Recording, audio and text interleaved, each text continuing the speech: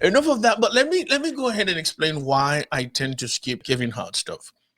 Kevin Hart is a fast talking comedian, and the way that he delivers his material is he reminds me a lot of the kid that always talked fast and a lot to get himself out of trouble. Like the kid that always used his humor, his wit, but his ability to fast talk to get out of trouble.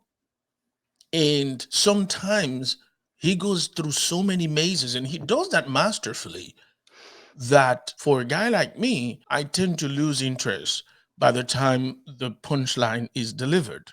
And it's not like I have a short attention span.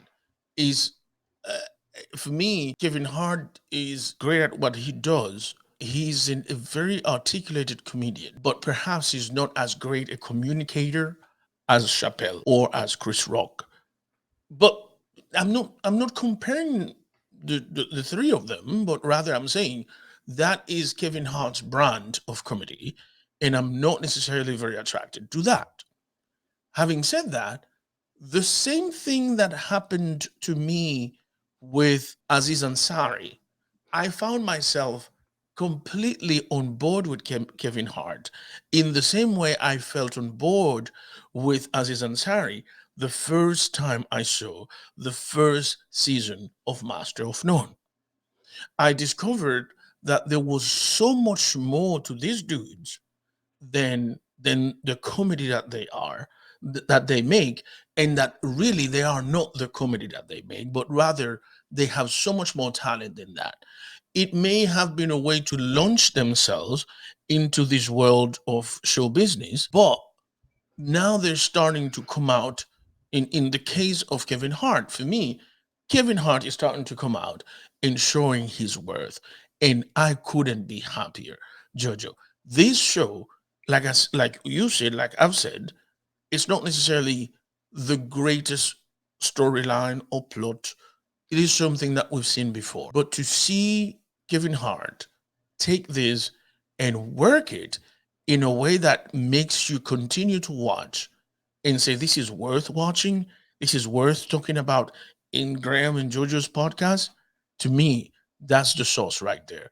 So let's take from where we left off, Jojo. So tell Okay. me again, if you would, for our Yes. audience, anyone who would have done like I normally would do with a Kevin Hart show and just skip it, tell them why they should watch this show by describing a little bit of what happens here, Jojo. Go ahead, please. So the story is follows the sort of the rise to stardom of a comedian played by Kevin Hart, and the things that happen to him along the way. And his he has some family dynamic going on with a brother, and some issues with wife and his managers and his handlers and that sort of thing. But if you're thinking of skipping it because it's Kevin Hart playing the comedian, I recommend that you kind of give up your prejudices about that, because I was very, very impressed with the performance that Kevin Hart gave.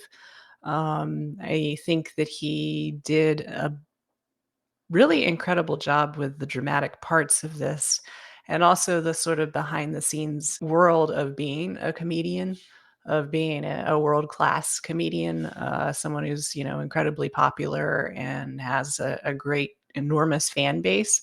I think he did a really good job of portraying that without making you feel like he was overplaying it, if that makes sense. Like it didn't feel like he was hamming it up at all, or trying to get people's sympathy for this part, like, "Oh, poor me, I have it so hard because I'm rich and famous."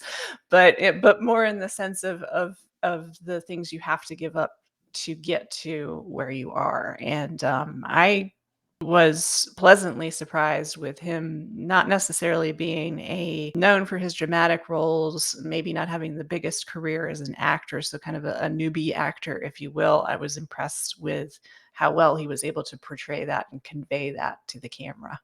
Absolutely. Thank you, Jojo. Because, like I said, there's only one person that can put things in perspective in a way that, I'm not going to have to do a lot of explaining of what I was trying to say. So, Jojo, let's talk about this show for a moment, right? The combination Wesley Snipes, who would have ever thought? Tell me, who would have ever thought that this duo would work so perfectly. That's like Graham and Jojo. It's true. It's true. Yeah, if you put the two names together, Kevin Hart and Wesley Snipes, it's like, what? What were you smoking to come Yeah, up with that? yeah, yeah, yeah, But they have really great chemistry in this, which is I will watch something that is total crap if there's great chemistry between the actors. And because I just love to watch that because I think it's really rare to find that real spark between a couple people. yeah, And they really, really have that in this. And I love that. I think that every scene that they're in together is compelling and truthful and funny and just all the things that you want from a good performance. So yeah, I loved every minute that they were together on the screen. I believed every minute that they were together on the screen. yeah. I had no trouble believing that these two were big brother and little brother. When I say let Kevin Hart take a bow, I actually mean it. I don't know about the writing, but I think there was some good acting going on here. Yeah. There's as for best supporting character, I would nominate both Wesley Snipes and Billy Zane and Theo Rossi. So that's three for me right there. And let's even throw Tony in there too, Yeah. if you would. Yeah. Yeah, it was the production quality was great and the acting elevated it all above. It was greater than the sum of its parts because I don't know that the writing was 100% there, but at the same time, it came together and was good. Yeah. I've seen a lot of actors do very much less than that and get a Golden Globe nomination, get an Emmy nomination. Yeah, I would expect that Kevin Hart's name is in the hat for this I certainly hope because, so. I certainly hope so. yeah, I thought he He and was Wesley brilliant. Snipes and Billy Zane, I feel like all three of them deserve. Brilliant Yeah, acting. Brilliant yeah. acting. I remember when Eddie Murphy got an Emmy nomination, no, an Oscar nomination for Dreamgirls. And Eddie Murphy's character wasn't actually that big in the movie, but he had some moments. He had some moments that made him be considered like, yeah, that's the real deal right there, right? Yeah. Yeah. And I don't know, for some reason we're always surprised when we realize that stand-up comedian can act. And we always seem surprised by that. I mean, if you understand stand-up comedy is that this guy is acting for about 90 minutes. Mhm. Yeah. Yeah, and You it's just just him. Just him or just her, on the stage with lots and lots of people. And you have to be yeah, able to read the audience and go, "Well, that didn't go so good, so let's try something else," just and move on. constantly thinking on your feet. So you have to have a very high level of talent to be successful at that. So it shouldn't be a surprise that they could pull off drama. For But some reason, it always is. yeah, we're always surprised and shit. Yeah.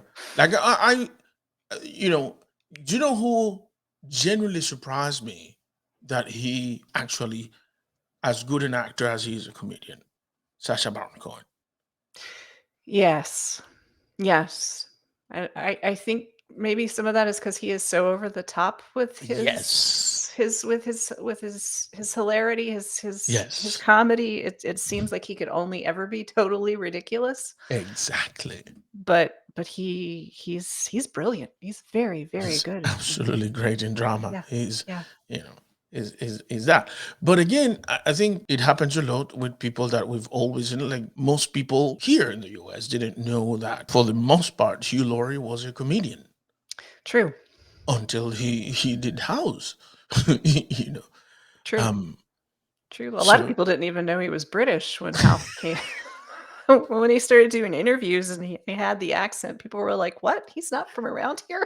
people on Twitter was like, why is this dude talking like Simon Templar or some shit?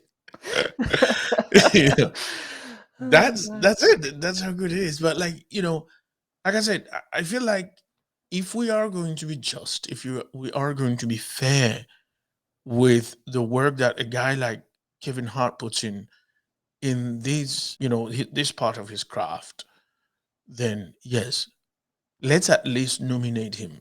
Might not win it, I don't know. There's so much more to see. But like I said, let's at least let him have his nomination because he had a moment here and he showed us that he's so much more than the hilarious short little comedian that is fast talking and blah blah blah. In terms of stars, what would you give this? I'd say for the acting and for the chemistry and the surprise of all that, I would give it a solid 3.5. In terms of story, I would have to knock off a star if we were only going off a story. But yeah, I think the actors put in the work for a story that was at best mediocre. Yeah. Thank you for listening to Kickin' and Streamin' Podcast. If you found value in our content, please subscribe and share. We would also be delighted to hear what you think of this podcast. So please rate us by writing a quick review on Apple Podcasts or your favorite podcast platform.